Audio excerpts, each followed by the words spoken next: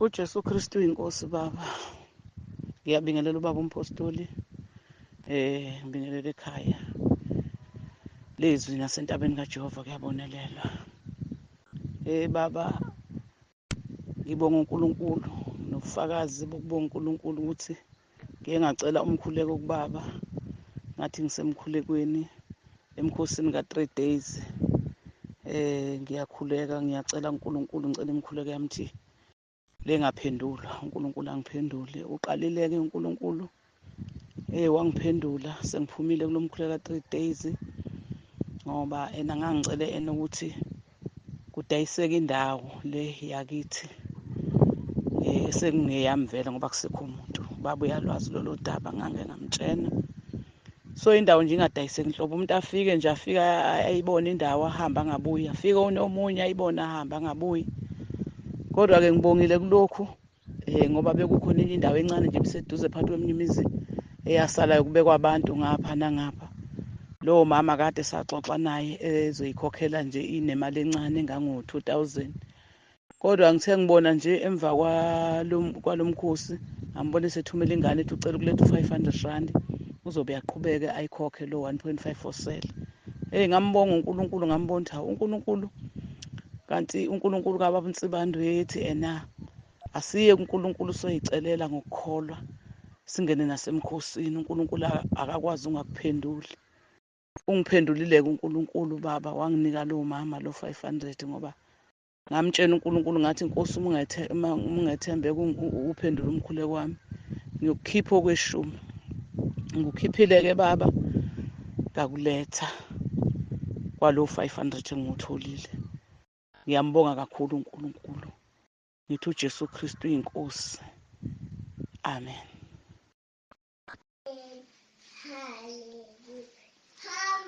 Ngiyabingelela ekhaya lezwi, ngiyabingelela entabeni ngendlu kaJehova kuyabonelelwa. Umamngema lo, umamngadi lo okhulumayo showe. Ngiyabonga kubaba Mtsibande nomama Mtsibande. Ngiyabonga Nkosi yami ungena kulezi inkonzo nokulalela ubufakazi bomama Nkosi yami nobaba abasebesizakele. Nami ngingomunye osizakele Nkosi yami empilweni yami kusuke konke ukugula bekungiphethe. Ngiyabonga kakhulu. Ngiyabonga baba Mtsibande, ngiyabonga uNkulunkulu owangena kuwena ngeNkosi Jesu Kristu ngumsindisi wethu. Impela ngiyabona ungisindisile mina. Ngihlukene namaphilisi. Hlukene nje Nkosi yami namaphilisi. Ade ngisigqila samaphilisi egameni likaJesu. Ngiyakhuleka ukuthi nje Nkosi yami ngaphinde ngibe isigqila sawo bengalali ngawadlile. Kepha Nkosi ngiyabonga Nkosi Jesu. Ngithi uJesu Kristu uyinkosi empilweni yami nasemndenini nokuthi Nkosi yami ushintsha umntanami wangena ezwini. Uyena Nkosi yami usifakile kuleli zwi. Ngiyamkhulekela Nkosi yami uNkulunkulu ngathi ngamsiza aphumelele kukho konke, kakhulukazi obefuna umsebenzi awuthole. Ngiyabonga egameni likaJesu. Umama umngadi okhulumayo eshowe. Amen. uJesu Kristu uyinkosi baba. Ingane kabhuti wami engimlamayo bikhala ngekhanda, ethi nje nekhanda elibuhlungu ngendlela emangalisayo. Ngase ngimtshela ukuthi akathathe iBhayibheli lakhe avule incwadi yamaRoma 10:9 ayifunde. Ngase ngimthumela nomkhuleko, ngathi ngaphambi kokubalalela umkhuleko akafunde lelo zwi ali-understanda lizwi ukuthi lithini.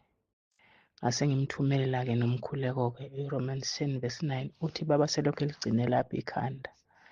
Uthi like lathi ukuthi kancane ngakusasa wase ethi uJesu Kristu inkosi. Uthi kuze kube manje alikaze liphinde limphathe.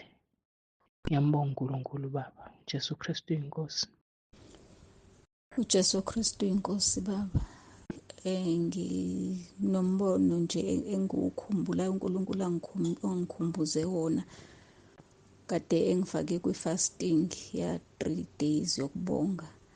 Ungikhumbuza umbono wabona umzalwane umama uMbona usesenkosini wayesebenza eMsinga. Besisebenza naye-ke esibhedlela eYidini. Ngangingakamazi ubaba uNsibande.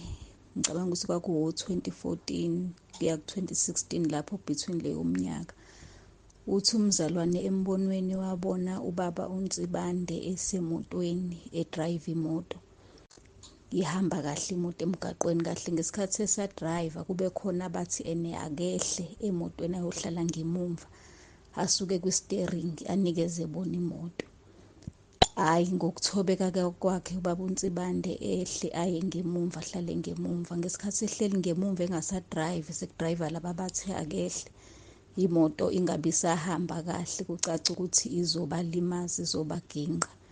Baze bagcine sebekhala-ke becela usizo kubaba uNtsibande. Uthi umzalwane umbona ngesikhathi sebecela usizo, i-steering savele saluleka saya ngemumva lekuhleli khona ubaba uNtsibande. Yaqhubeka imoto yahamba kahle. Angazi uNkulunkulu ukuthi kungani ngikhumbuze lo mbono athi angiwushere kubaba uNtsibande. Nje enhlizweni yami kodwa kunokuthi kufanele sibe nakho ukukholwa nokuthemba ukuthi ubaba uNtsibande uthunyiwe impela uNkulunkulu. Futhi singakuvumeli ukuthi usathane afune ukuthatha indawo, ngoba njengoba ethunyiwe uyena owudrayiva, uNkulunkulu uthembe yena kule moto asihambisa ngayo. Jesu Kristu inkosi, amen. uJesu Kristu inkosi. Baba, ngibingelele kuba Msibande, ngibingelele umama. Ngithi uJesu Kristu inkosi nabazalwane bonke ekhaya lezwi nasendabeni indlu kaJehova kuyabonakala. Ngithi uJesu Kristu inkosi. Simbonge uNkulunkulu kakhulu ngomusa wakhe, Nkosi yami.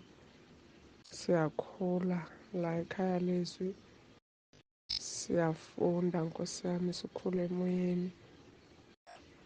Ney'nkonzo ngalosine Nkosi yami, umama asifundisa khona.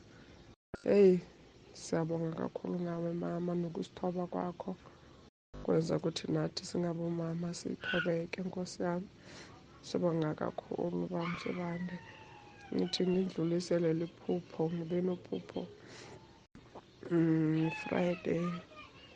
Leli phupho uma ngiliphupha ngibona ngisendaweni engathi ihlane la ngikhona, kunabantu abangigijimisayo laphaya.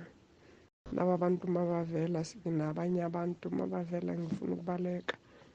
Manje laba enginabo babaleka, mina ngahamba. Mase ngima lapho bathi bona ene mina ngithi laba abantu babalekele ngale, bathi asifuni bona, kahle kahle sifuna wena. Sengiyama ngithi ngenzeni, bathi kungani wena uthi singaye emasontweni sirushile emlonyeni, sifake ama-hairpiece, uyishumayelelani nentshumayelo. Manje sengithi ngiyabaleka lapho, ngithi ngiyabaleka, baphethe amaswazi esandleni bayangishaya. Ngilokho ngibiza igama likaJesu, ngithi uJesu Kristu inkosi. Manje omunye uyabuza uthi ukhuluma yiphi le language lo muntu? Abamphendule lapho, mina ngibiza ngithi uJesu Kristu inkosi, uJesu Kristu inkosi. Ngisho ngilokho ngihlehla ngibabona nabo uma ngilibiza igama likaJesu, nabo bayashwabana bawela phansi. Bese-ke lapho ngigijima kakhulu, ngihlangana nenye intombazane ephethe umese omkhulu, efuna ukumbulala, ithi yangikwaza ngayo lo mese. Ngimemeze kakhulu ngithi uJesu Kristu uyinkosi.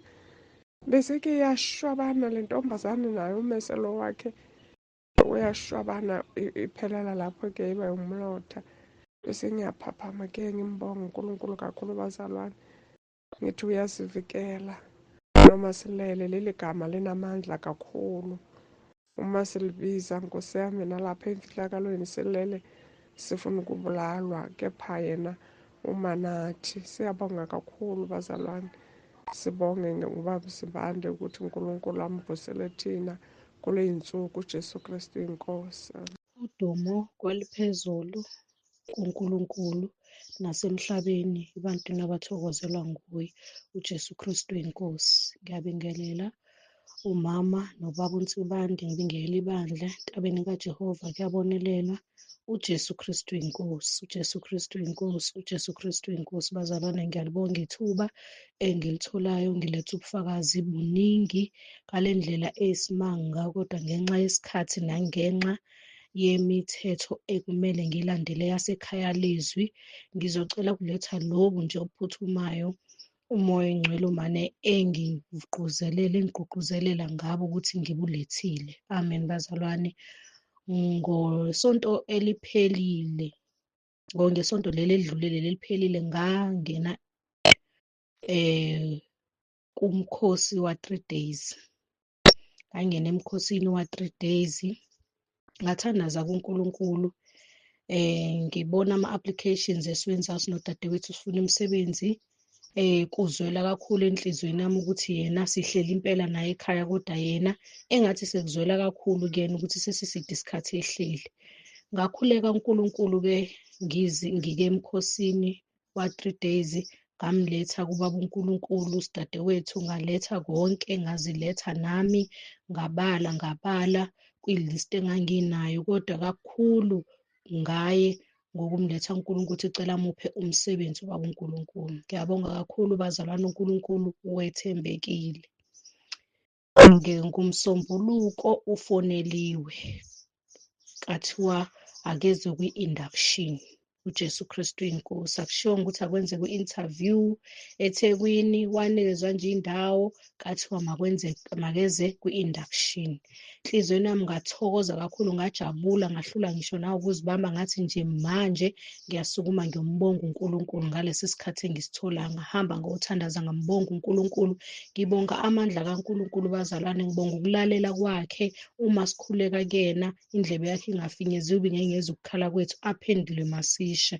Kuningi-ke bazalwane bengingakubeka uNkulunkulu angenzele kona, kuningi kakhulu. Ngisebenzisa leli gama nomkhuleko kwabasebeRoma uchapter 10.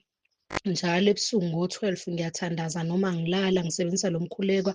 Nakuwona lo mkhuleko futhi ngiwusebenzisile ngikuwona umkhosi ka-3 days. Kwaphinde futhi ngiyothandaza, kwafika into ethi nje hamba uthandaza, kwaphinde futhi kwathi mangisebenzise wona lo mkhuleko, ngawusebenzisa.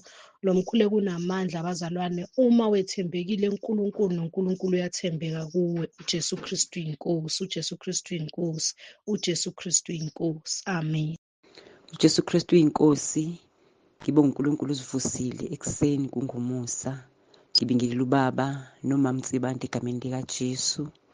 Ikhaya lezwi nasentabeni endlu kaJehova kuyabonelelwa. Ngithi angilethe nabofakazi uNkulunkulu angenzele bona ngoLwesine. Ngahamba ngaye edrobheni, ngiphethe ikhadi ngizoyodrowa ngalo imali, ngiphathisiwe nami ngokwenza igrosa yami egameni likaJesu. Ngahamba ngaya ebhenki, ngadlula ebhenki, ngayithatha imali, ngahamba ngaya esitolo phezulu emall, ngila eGreytown. Ngithenge emall ama-cosmetics lapha Shoprite, bese sengiyangena kwaPep ngiyothatha idatha. Mase ngithengile idatha bese ngiphuma ngisuke kuthela, ngimele eceleni ngipakishe kahle impahla zami. Sengipakishile impahla zami bese ngiyahamba-ke ngezansi kaHiyezi. Mase ngithi ngingena etoilet kaHiyezi, khona ngizokwakuqala kahle kwenza igrosa. Sengibheka imali-ke esikhwameni, ngibheka imali engizokhokha ngayo la before etoilet. Ngingene-ke, uma ngithi ngiyangena etoilet isikhwama sami asikho semali. Ngiphindele emuva, nginyuke ngiye phezulu kaPep la ngigcine khona. Uma ngifika kaPep ngiqalaze kuleli tafula lekade ngilokhu ngibeke kulona ngesikhathi sengithenge idatha lami, sengipakisha kahle, sengithi kuyaphuma, ngingasiboni isikhwama semali. Bese ngiya kulo osethilini, ethilini afike angitshele, ngimtshele ngithi sengithe ngilahle isikhwama sami semali. Yabo nje nginalokho kodwa nginoJesu Kristu oyinkosi. Athi i-customer lisitholile isikhwama semali, samnikeza yena. Mangabe sesimnikezile-ke usethi kangi-check-e ukuthi sikuphelele. Ngimbonga uNkulunkulu bazalwane ukuthi imali ngisitholile, nesikhwama semali ngakuthola kuphelele konke. Ngiyabonga uNkulunkulu osibiyele ekhaya lezwi. Kufanele sitshele ubaba ukuthi sibiyelekile ekhaya lezwi. Muhle uNkulunkulu bazalwane. Ngibonge nalowo mntwana kaNkulunkulu owathola isikhwama sami wahamba uyosinikeza uCashia. Ngathi mina mase ngibona isikhwama sami asikho, ngosibheka la ngigcine khona, ngafike ngasithola. uNkulunkulu muhle, uNkulunkulu muhle. Usibiyele nangeshumi zethu esikhiphayo. uNkulunkulu muhle ngokufundiseka ukuthi sifanele ukukhipha ishumi njalo emholweni wethu. uNkulunkulu muhle, ungenzele umusa bazalwane. Ngiyambonga uNkulunkulu nangaloyo mntwana kaNkulunkulu ongitholiselile isikhwama. uJesu Kristu inkosi. Amen.